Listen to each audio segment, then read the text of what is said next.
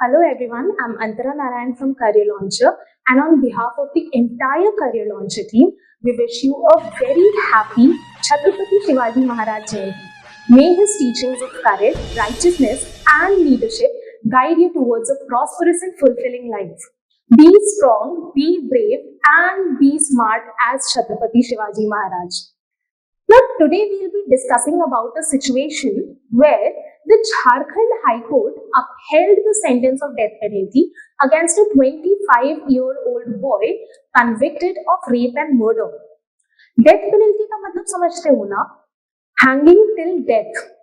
Now, taking the life of a young boy of 25 years old, was it really needed?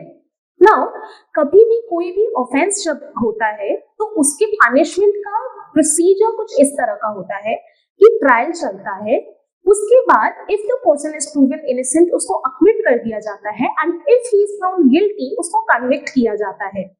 Convict होना और सजा पाना दोनों अलग चीजें होती हैं. दोषी पाया जाना और उसको सजा देना, conviction and sentencing are two different things. So once a person is convicted, उसके बाद हम डिसाइड करते हैं कि उसको सजा कितनी मिलनी है, सेंटेंस क्या होगा. Will it be imprisonment for 3, 4, 5 years or 10 years? Whether it will be life imprisonment or whether it should be death penalty. Now, अगर आपने मर्डर का सेक्शन पढ़ा है अंडर द क्रिमिनल लॉ तो आपको पता होगा मर्डर में दो तरह के पनिशमेंट्स मिलते हैं, या तो लाइफ इम्प्रिजनमेंट या फिर डेथ पेनल्टी. बट किन सिचुएशंस में हम लाइफ इम्प्रिजनमेंट दे सकते हैं और किन सिचुएशंस में डेथ पेनल्टी दे सकते हैं? तो there is a case Bachan Singh versus state of Punjab जिसमें कोर्ट ने ये बोला था that death penalty should only be given in rarest of the rare cases. Now rarest of the rare case मतलब any case which is of such a heinous nature जिसने पूरे society को डरा के दहला के रख दिया हो, कोई ऐसा सिचुएशन जहां पे रिफॉर्मेशन ऑफ द अक्यूज्ड का कोई चांस ही नहीं है, हमको लगता ही नहीं है कि वो सुधर सकता है, बहुत ही खतरनाक तरीके का मर्डर किया हो या ऑफेंस किया हो, तो हम उसको डेथ पेनल्टी देंगे. नाउ आप लाइफ इम्प्रिजनमेंट दे सकते हो, लेकिन डेथ पेनल्टी के लिए थोड़ा एक्सेप्शनल ऑफेंस होना जरूरी होता है. अब पनिशमेंट्स जो होते हैं वो दो फैक्टर्स पे डिपेंड करते हैं. The convict, what was his mental state when he committed the offence and to what level of brutality did he take the offence in. कितना ब्रूटल था आपका ऑफेंस और आपका मेंटल स्टेट कैसा था, दोनों चीजें देखने के बाद ही हम डिसाइड करते हैं कि पनिशमेंट जो होगा वो किस तरह का होगा. Will it be punitive nature और will it be of reformative nature. अभी प्यूनिटिव और रिफॉर्मेटिव क्या होता है? प्यूनिटिव होता है जहां पे court takes the decision that we want to set an example, we want to punish the convict in a way कि it sets an example to the whole society कि अगर इस तरह का कोई ऑफेंस करोगे ना तो भाई कॉन्सिक्वेंस ऐसा होगा. वहीं पे रिफॉर्मेटिव पनिशमेंट्स का मतलब होता है that the court wants to reform you, आपको सुधारने का कोशिश कर रहा है. कुछ सिचुएशंस ऐसे होते हैं जहां पे कोर्ट को लगता है कि चलो ठीक है ऑफेंस किया, we don't need to kill the person, ये सुधर जाएगा, तो वहां पे हम लाइफ इम्प्रिजनमेंट दे देते हैं या फिर sentencing to 3 years, 5 years, 10 years depending on the offence that you committed. But जहां भी कोर्ट को ऐसा लगेगा कि ये सुधर नहीं सकता है इंसान, इसने कुछ तो बहुत ही खतरनाक ऑफेंस किया है, वहां पे डेथ पेनल्टी देते हैं. नाउ तो झारखंड हाई कोर्ट का केस अगर आप देखो तो what happened over there was a 19-year-old college going girl जिसको एक 25 years का लड़का परेशान करा था काफी टाइम से.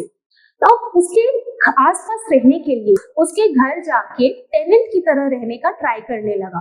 बट क्योंकि लड़की ने अपने पेरेंट्स को पहले से बता के रखा था that this boy is trying to harass me, तो उसके पेरेंट्स ने उसको घर रेंट पे नहीं दिया.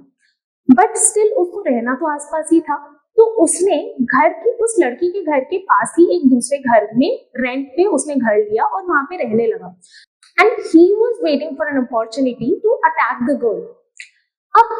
अब अनफॉर्चुनेटली एक दिन उस लड़की के पेरेंट्स को अर्जेंटली कहीं जाना पड़ा. The boy took the opportunity, entered into her house, raped her multiple times brutally, murdered her और उसकी बॉडी को जला के वहां से चला गया। Now when the court came to know about this case, the court was in a dilemma कि क्या ये एक नॉर्मल आदमी कर सकता था? नॉर्मल थिंकिंग आदमी, नॉर्मल प्रूडेंट आदमी के दिमाग में ये काम आ सकता था क्या? Can we give him life imprisonment and can we think of reforming the boy because the age of the boy is very young? क्या इसको डेथ पेनल्टी देना सही है? जब ट्रायल चल रहा था and when the court tried to get things out of the boy in name of evidence and when they talked to the witnesses, उनको realize हुआ कि it was not in the heat of the moment that the boy did it.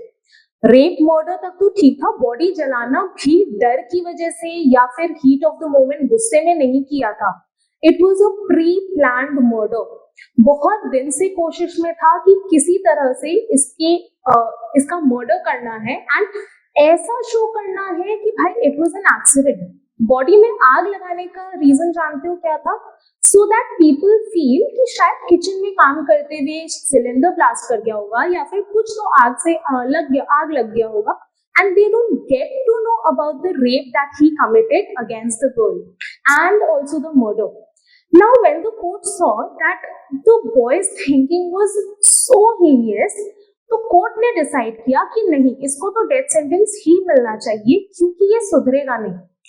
But what do you think, एक 25 साल के लड़के को सुधरने का एक मौका देना चाहिए था? और was this decision of the Jharkhand High Court valid?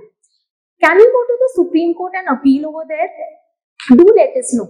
Also, is there any remedy given to a person if the Supreme Court gives him death penalty? Reason जानते हो क्या था? So that people feel कि शायद kitchen में काम करते हुए सिलेंडर ब्लास्ट कर गया होगा या फिर कुछ तो आग लग गया होगा and they don't get to know about the rape that he committed against the girl and also the murder. Now when the court saw that the boy's thinking was so heinous, तो court ने decide किया कि नहीं, इसको तो death sentence ही मिलना चाहिए क्योंकि ये सुधरेगा नहीं. But what do you think, एक 25 साल के लड़के को सुधरने का एक मौका देना चाहिए था? और was this decision of the Jharkhand High Court valid? Can we go to the Supreme Court and appeal over there? Do let us know. Also, is there any remedy given to a person if the Supreme Court gives him death penalty?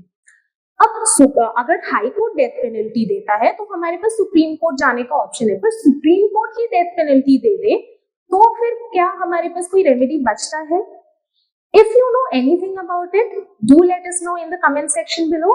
And if not, next video we'll be talking about the remedies that a person gets after the Supreme Court sentences him to death penalty.